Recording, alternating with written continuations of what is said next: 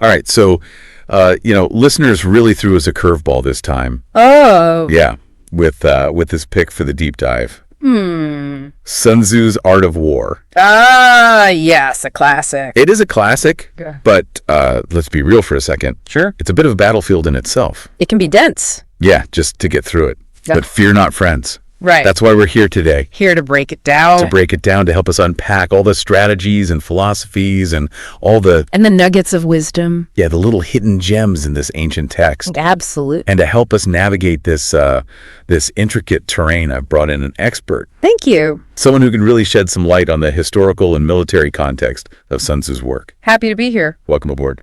Well, thanks for having me. You know what I find so fascinating about The Art of War?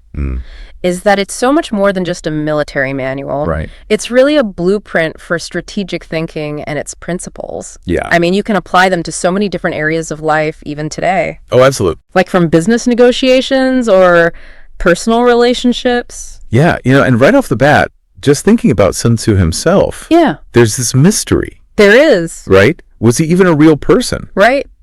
Or is he some kind of legendary figure? Well, that's one of the first things that grabs you when you start digging into the art of war. Mm-hmm. The historical record is murky.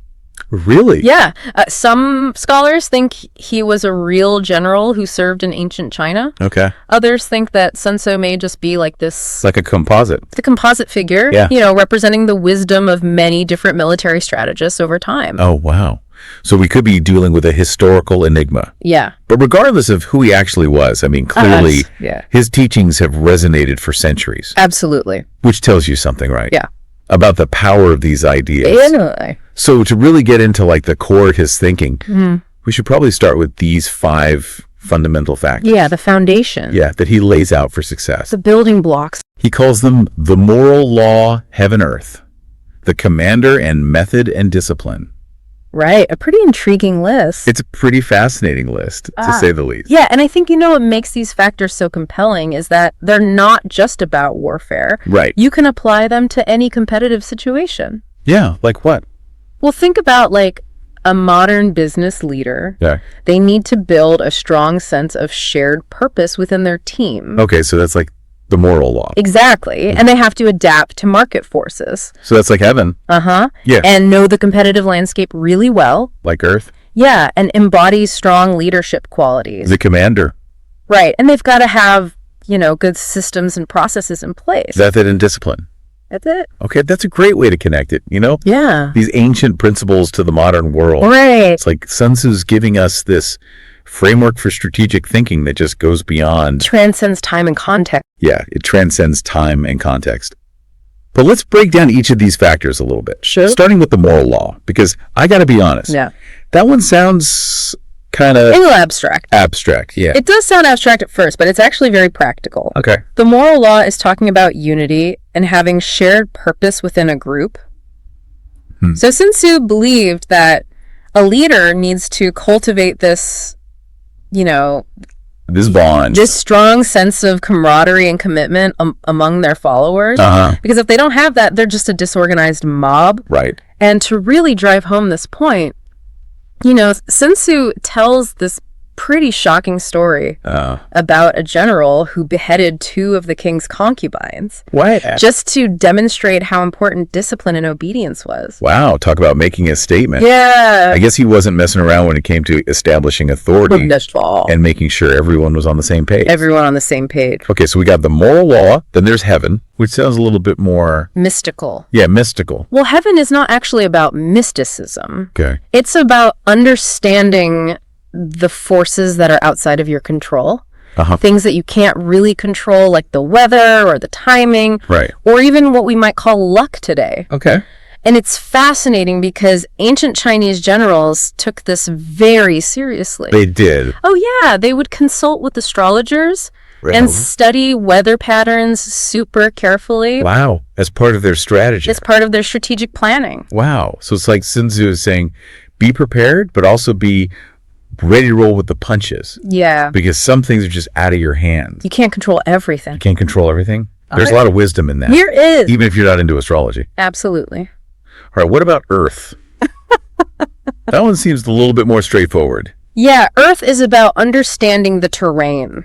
Okay. The actual ground, where the conflict is happening. Sun Tzu thought that a good general needed to know the lay of the land Right. and how to use natural features to their advantage. Okay. And also how to avoid any potential pitfalls. So it's like knowing the playing field and then using it to your advantage. Exactly. Okay, that makes sense. And then there's the commander. Right. This one sounds pretty self-explanatory. Yeah, it's about leadership. It's about leadership. But Sun Tzu doesn't just say a good leader is important. Okay. He actually names 5 essential qualities of a good leader. Hit me with them. Okay, so wisdom, sincerity, benevolence, courage, and strictness. Okay. And he believed that a commander needed to be both respected and feared, Ooh. able to inspire their troops, but also maintain discipline.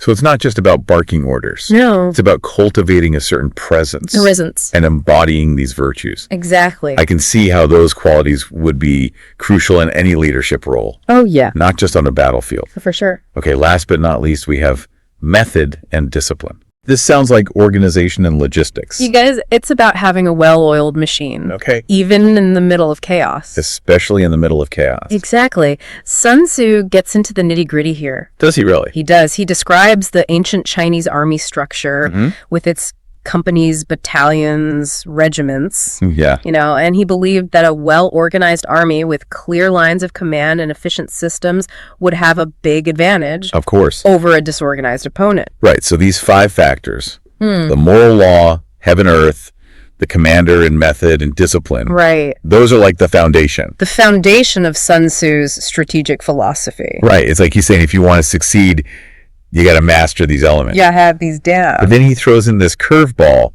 this kind of paradoxical idea What's that? that the supreme art of war is to subdue the enemy without fighting. Ah! How do we reconcile that? Well, that's where things get really interesting. Okay. This emphasis on winning without fighting might seem counterintuitive. Right. But it speaks to a deeper understanding of strategy. Okay. He believed that true victory is about achieving your goals with the least cost and bloodshed possible, So you're saying it's about picking your battles. choosing your battles, Yeah. assessing your opponent's strengths and weaknesses, Right. and using every advantage to get what you want without resorting to brute force. So it's about being strategic and avoiding unnecessary conflict whenever possible. Yeah. But how does that play out practically? I mean, surely there are times when fighting is unavoidable. Of course, there are times when you have to fight. Right. But even then, Sun Tzu believed that you should only engage if you have a clear advantage Okay. and a well-defined strategy. So you're saying know when to fight and when not to fight. Absolutely. He considered that crucial to long-term success. Okay, so don't pick fights. You can't win. Right. And always have a clear objective before you engage. Exactly. That's pretty solid advice no matter what you're doing in life. It applies to so many things. Yeah, but how do you subdue an enemy without fighting? Well, this is where Sun Tzu's emphasis on deception and psychological warfare comes in. Oh, He was a master of manipulating perceptions. really? Yeah, using tactics like pretending to be weak to lure an enemy into a trap, or creating diversions to throw them off balance, even spreading false information. Oh, disinformation. Yeah, to sow Yeah, confusion. so confusion. Like playing mind games. Oh, he was a master at it. Wow, but I wonder how these tactics would work in the modern world. Are they still relevant, you think? Absolutely. I'd argue they're more relevant than ever. Really? Yeah, think about marketing campaigns that use misdirection to get people talking, Oh, yeah. or political strategists who leak information to shape public opinion, or even just negotiators who pretend to be disinterested to get a better deal. So that's all Sun Tzu in action. It's all Sun Tzu. Okay, so The Art of War is not just some old book. Nope. It's a living document with practical advice for today. It's time. We've covered a lot of ground already. We have. From the mystery of Sun Tzu to the 5 factors to winning without fighting. Right. But there's still so much more to unpack. So much more. We've only just scratched the surface. We've only just scratched the surface of this fascinating and complex text. That's right.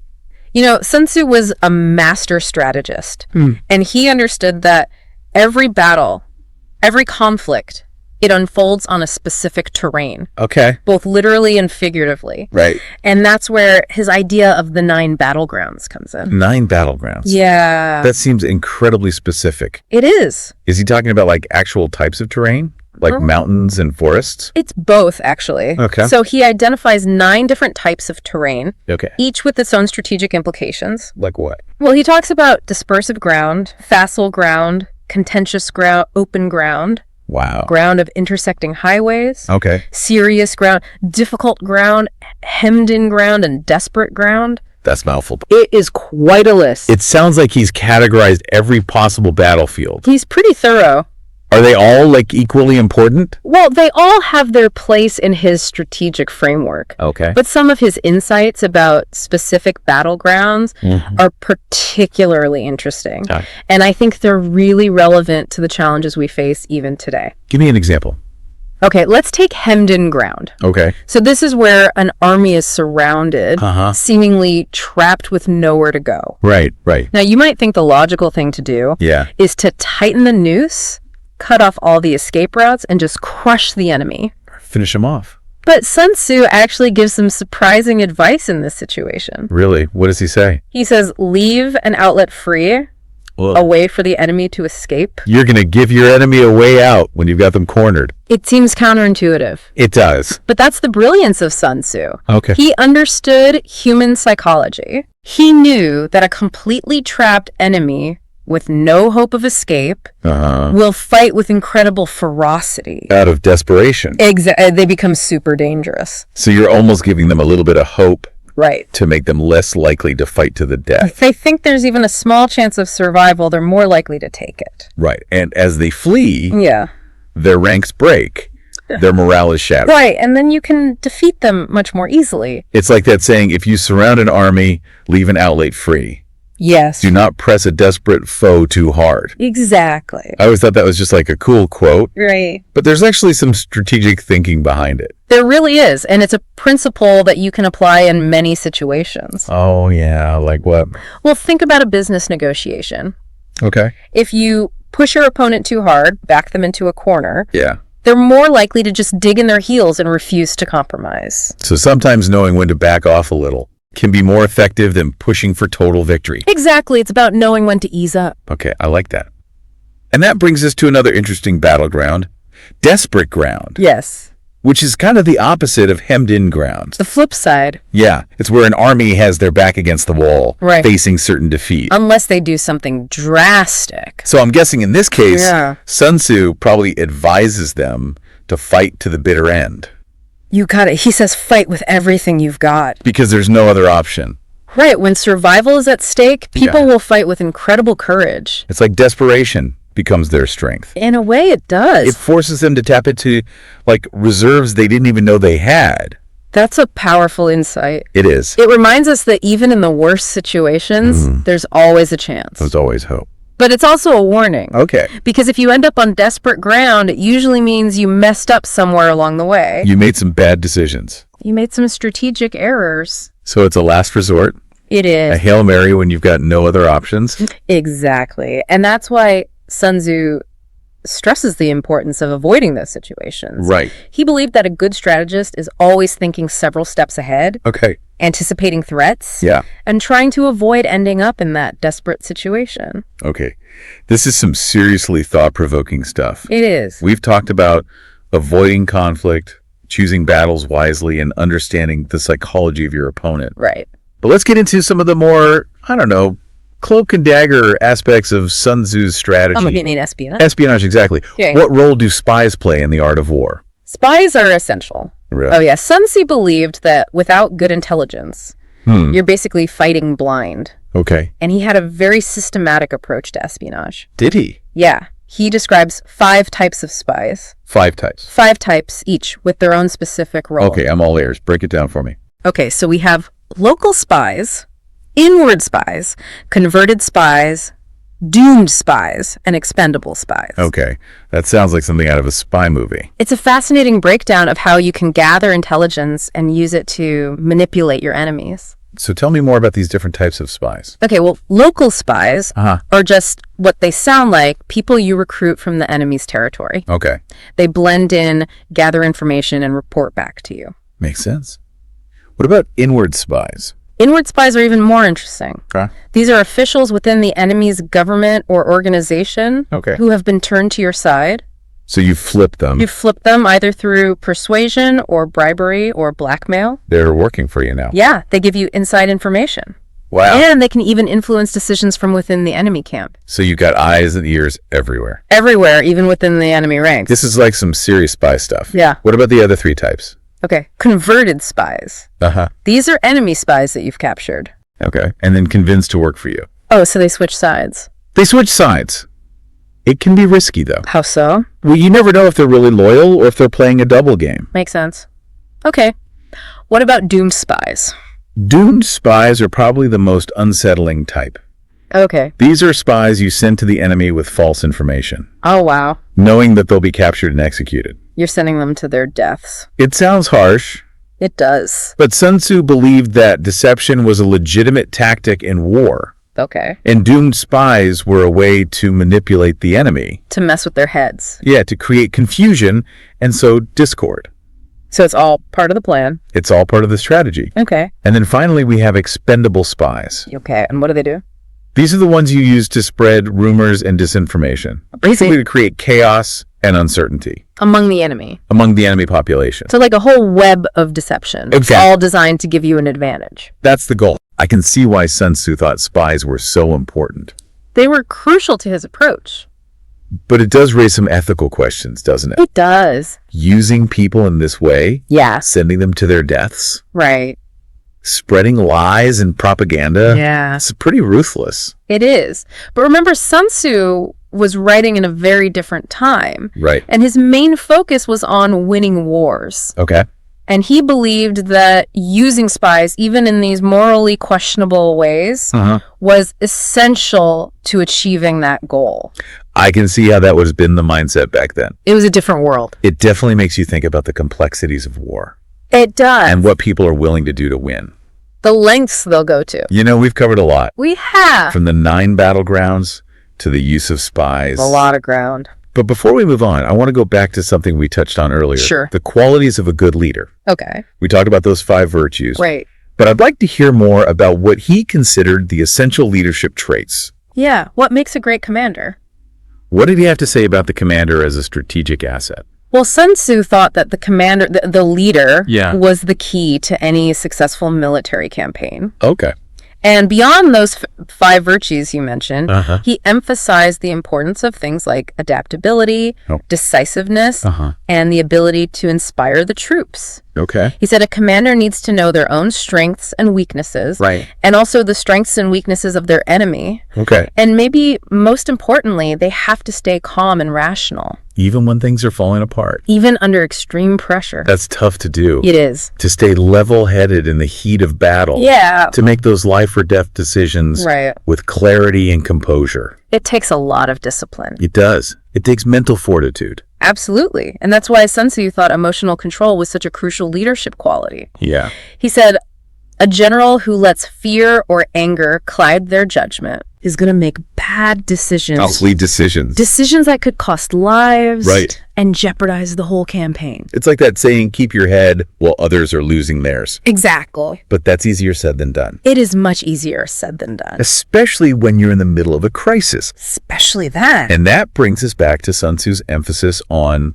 planning. Yes. And thinking strategically. And being adaptable. Right. He said the best generals are the ones who can anticipate their opponent's moves Yeah. and adapt to changing circumstances. Right. And then seize opportunities when they come up. Exactly. This all makes sense in a military context. Right. But how does it apply to everyday life? I mean, most of us aren't leading armies into battle. True. But that's the great thing about Sun Tzu's principles. What's that?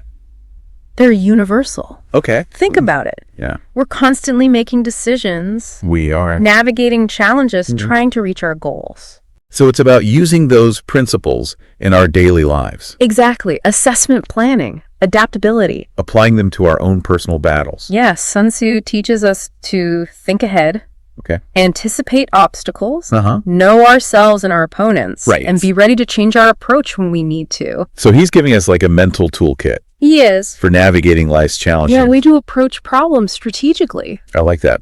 And the more I think about the art of war, Yeah, the more I realize it's not just about winning. it's about wisdom. It's about understanding people, Yes. nature of conflict, Right. and making smart decisions. Calculated decisions. It's been amazing exploring this with you. It has been I fascinating. feel like we're just scratching the surface. We are. There's so much more to uncover. But as with any good deep dive, Right. it's time to come up for air Take a breath. and think about what we've learned. Reflect on it. But I hope our exploration has given you some insights into strategy, leadership, and the human condition. That's the goal. And as we wrap up this part, Yeah. I want to leave you with a question to ponder. Okay. Sun Tzu says it's important to adapt to changing circumstances in war. How do you think that principle applies to navigating the ever-changing world of technology and information? Yeah, that is a great question It is, isn't it? to think about as we wrap up As we finish our deep dive, our deep dive into the art of war, right, adaptability. adaptability. In the face of all this constant tech change, Yeah, it's a challenge we all face in one way or another. for sure. You know, throughout this deep dive, it's really struck me how Sun Tzu, he balances these like big picture strategic ideas Yeah. with really specific, almost tactical advice. Right. But we haven't really talked much about the actual weapons of war. The tools of the trade. Yeah, what does he have to say about that? It's interesting because while he acknowledges that weapons and logistics are important, he doesn't spend a lot of time on them. He seems to understand that technology changes, Right. but the principles of strategy, those stay the same. So it's not about having the best sword or the strongest shield. It's about knowing how to use what you have. When and how to use them. Exactly. There's that one line that's really stuck with me. Which one? A surrounded army must be given a way out to retreat. Ah, yes. Just seems to go against everything we think about warfare. I know, right? It's counterintuitive, It is. but it shows how well he understood human psychology. He knew that when you push someone into a corner, Yeah. they become desperate. And dangerous. Exactly. So are you saying that sometimes the best move Yeah. is to offer a little mercy? Maybe. Give your opponent a way to back down without losing face. It's about understanding that a total victory can sometimes backfire. Okay. Sometimes a negotiated settlement, Yeah. even if you have to give up a little ground, can be the smarter choice in the long run. That's a powerful lesson. And it applies to so much more than just war. It does. It's about conflict in general. Yeah. Whether it's at work Right. or in our personal relationships. Exactly. Speaking of personal lives, how much of this ancient wisdom can we really use Yeah. in our everyday lives? That's the beauty of the art of war. Yeah. It's a book about strategy. And we need strategy in every part of our lives. That's true. Think about it. We're always making decisions, Yeah. dealing with And problems. trying to reach our goals. Exactly. So are you saying it's about taking those principles like assessment, planning, adaptability, and Yeah. using them in our day-to-day? Sun Tzu teaches us to think ahead, Okay. to expect obstacles, Right. to know ourselves and those we're up against, and to be flexible, to adjust our approach if we need to. So he's basically giving us a mental framework In a way, for handling life's challenges. approaching them strategically. I like that. You know, the more I learn about the art of war, the more I realize it's not just about winning. Right. It's about wisdom, It is. understanding people, It is. understanding people, Absolutely. and making calculated choices. It's been an incredible journey, It has. exploring Sun Tzu's wisdom with you. It's been a pleasure. I feel like we've only just begun to dig into it. We have, but we've found some real gems along the way. We have. And as we wrap up our deep dive, Yeah. I just want to leave our listeners with this thought. Okay. Sun Tzu reminds us that knowledge is power, but only if we use it wisely. That's the key. So take what we've talked about today, think about it, and see how you can use it in your own life. Yeah. For your own challenges, Your own battle. your own pursuit of victory, whatever that looks like for you. Good advice. A huge thank you to you for sharing your expertise You're welcome. and for joining us on this fascinating journey through the art of war. It's been fun. Until next time, everyone, keep those strategic minds sharp